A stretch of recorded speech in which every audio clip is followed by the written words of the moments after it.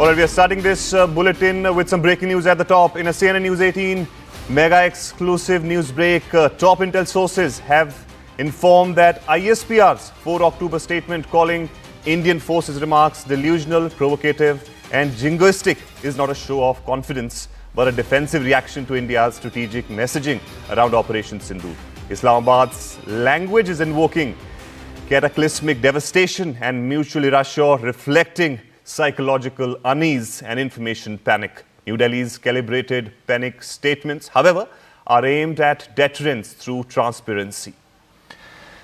So this is the mega exclusive of CNN News 18, which our investigating editor Manoj Gupta has brought in. CNN News 18's Anand Narsimhan is with us on the phone line. Anand, this is perhaps a frustration of Pakistan, which is reflecting through these statements of their publicity wing of the armed force. Tell us more about it. Well, good morning, Arun, and to our viewers. Clearly, the ISPR is a little rattled by the kind of statements that come in less than about 24 hours from the chief and also in the army chief. And this aspect is perhaps it's taken them by shock. Their narrative has come undone. Bharat has repeatedly called them to show proof for all the claims that they are making, the tall claims that they are making. But Bharat has repeatedly saying whatever our claims are as a nation, that the amount of destruction that we have imposed and the cost that we have imposed on the Pakistani military and Pakistan for to foment terror on Bharatiya soil and to try and attack its sovereignty and its integrity is there for the world to see. Now Pakistanis don't know how to react, so their whole thing is now, जैसे उसको हिंदी में कहते हैं गिदड़ भपकी.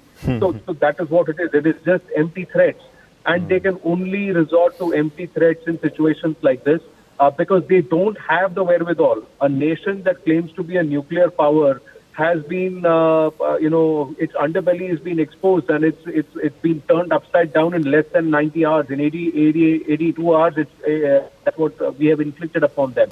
So clearly, the Pakistanis know that they have bitten off more than they can chew, and it's taken some now seeing the amount of damage that Bharat has inflicted and what Bharat's military might and capability is.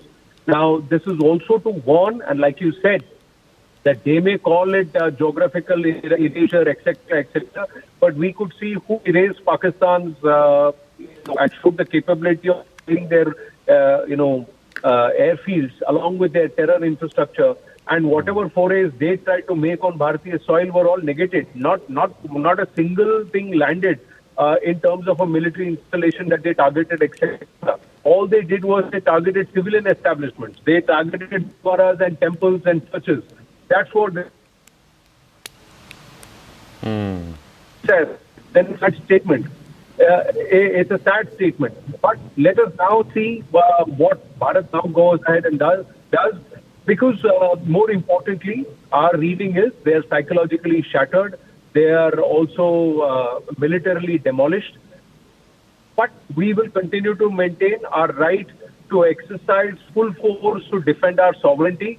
And I think the brief has now been extended for Operation Sindoor Unpaused or 2.0, that there will be no limits. The first time around, the limit was that we are going to strike only at their terror infrastructure, and we are going to show the world that we can exercise self-restraint, and despite having the opportunity, we have no territorial ambitions. But this time around, we are saying that if the enemy does not learn a lesson, then the enemy will be wiped out of the map. Now, if the Pakistanis believe they can erase Bharat out of the map, well, them and people like them and their mindsets have been trying for more than 1,000 years. Those entities stand erased, Bharat still stands. So that itself is testament to Bharat's resolve and its capability. And the recent Operation Sindoor shows whose military might is far superior and at what levels they are. That's right. Thank you. Thank you so much, Anand, for putting this story into perspective. We also have Colonel retired Rohit Dev, a defense expert, joining on this story. Colonel Dev, we have shown Pakistan during the Operation Sindoor how precise we were in our attacks, and also post that the responses which came from the forces side. Even the most recent one, whether it is Army Chief or the Air Force chief, they have given a stern warning to Pakistan. Now, to those reactions, what Pakistan is saying is that it's delusional, provocative and jingoistic. That's what Pakistan's armed forces information and publicity wing ISPR is saying. How do you react to that? See, firstly, Jayan, to your viewers, I think it's a matter of grave concern actually now that a country which is a terror sponsor, a country which is actually becoming a global joke, a country which thinks that just because it can go and kneel in front of the United States of America, it's going to get the leverage it thinks it's going to get. A country which is actually so poor and badly managed that its war fighting capability is less than about maybe 2.5 days today to fight with India, is making and throwing these kind of threats and tantrums on a global scale. I think what it is stemming out from is a factor that it's already beginning of October, and there is very limited time. So post the Sindoor initial strikes, what has happened is it has not only crippled the Pakistani capability, yes, it has also hit those terror camps and headquarters inside Pakistan, not only POK.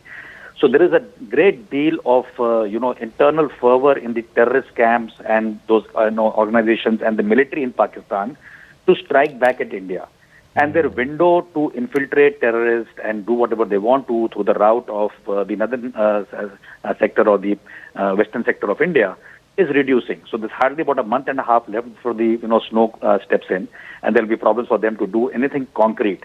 Now they have gone and sucked up to United States of America with the hope that once they do some scale up today in the winters, they're going to get some support, but they'll be surprised because what they've actually done is they have undone the efforts of China, which was their big daddy. There are problems on the global scale with Pakistan, everybody calling them out, including the EU. And America is not going to put any war-fighting machinery behind Pakistan's back to fight India. So I think they are making this kind of a comment because there is a lot of pressure to act within Pakistan against India in some sort of military action or a terror action, and that India is not letting them do. And the comments of our chief, both the Army chief and the Air Force chief in the last 2 days, the comments of the Finance Minister, the comments of the External Affairs Minister, the comments of the Raksha Mantri have been absolutely threadbare clear that what our intent is, because we foresee Pakistan doing something stupid in the coming months, and we are actually prepared, and we've been preparing for the last 3-4 months as an anticipation. So for Pakistan to say that India wants to call upon war is incorrect. It's actually Pakistan which wants to engage with India in some fashion to beat their own chest back in Pakistan. And India is not going to let them do that. India is going to hit their chest so hard that they will probably cross over to Iran and beyond. So I think that is the way we are looking at it. And this, I will not call it a hollow Gidar Bakri kind of a word right now. It's actually a very nuanced pain coming out of the Pakistani establishment, which cannot express itself in any economic sense, any military sense, any geopolitical sense. But just because they went and begged and showed some Balochistan-based rare earth to US, they thought it will work out. US drafted something for Gaza. Now they cannot say yes to that. And their name has not been taken in yesterday's broadcast when Trump was announcing the names of people who helped draft that. So Pakistan has been excluded already. So I think they should read the writing on the wall. And such kiddish statements coming from DG ISPR is good because they've got, you remember, about 8 years back, they created a group of 1,500 these bots kind of people who are going to support ISPR campaign. But India has beaten them hollow on that as well. I'm very happy that the Indian Armed Forces, were not shy.